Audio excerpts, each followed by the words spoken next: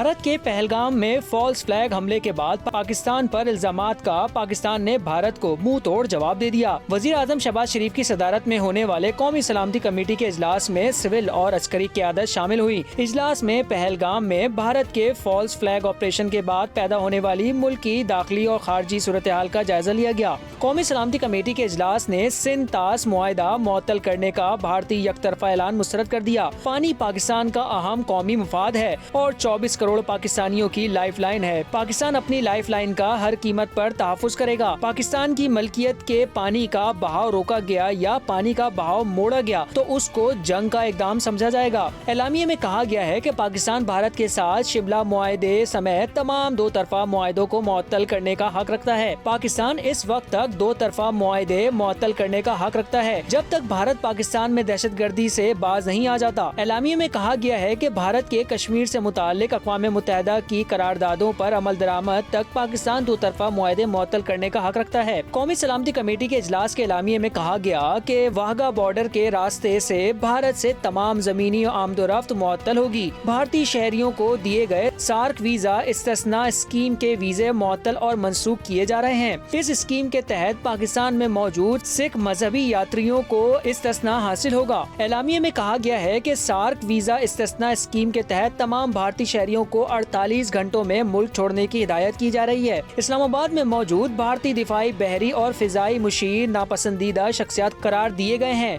ناپسندیدہ شخصیات کو 30 اپریل 2025 تک پاکستان چھوڑنے کی ہدایت کر دی گئی ہے۔ بھارتی ہائی کمیشن میں ان پوسٹوں کو منسوخ سمجھا جائے گا اور ان مشیروں کے معاون عملے کو بھی بھارت واپس جانے کا حکم دیا گیا ہے۔ قومی سلامتی کمیٹی کے اجلاس کے اعلامیے میں کہا گیا ہے کہ بھارتی ہائی کمیشن اسلام آباد کے سفارتی عملے کی تعداد 30 تک محدود کر دی گئی ہے جس کا اطلاق 30 اپریل سے ہوگا۔ اعلامیے کے مطابق بھارتی ملکیت یا بھارتی آپریٹرز کی تمام پروازوں کے لیے پاکستانی فضائی حدود فوری طور پر بند کر دی گئی ہیں، جبکہ بھارت سے اور بھارت کے لیے ہر قسم کی تجارت خواہ کسی تیسرے ملک کے ذریعے ہی کیوں نہ ہو فوری طور پر معطل کر دی گئی ہے۔ پاکستان نے واہگہ بارڈر فوری طور پر بند کرنے کا فیصلہ کیا ہے۔ قومی سلامتی کمیٹی کے اعلامیے میں کہا گیا ہے کہ بھارت کے اس اقدام کا قومی طاقت کے ساتھ بھرپور طریقے سے جواب دیا جائے گا۔ اعلامیے میں کہا گیا ہے کہ بھارت کے جارحانہ اقدامات نے دو قومی نظریے اور قائد اعظم کے خدشات کو درست ثابت کر دیا۔ اعلامیے میں کہا گیا کہ پاکستانی قوم امن کی خواہاں ہے۔ پاکستانی قوم اپنی خود مختاری، سلامتی، عزت اور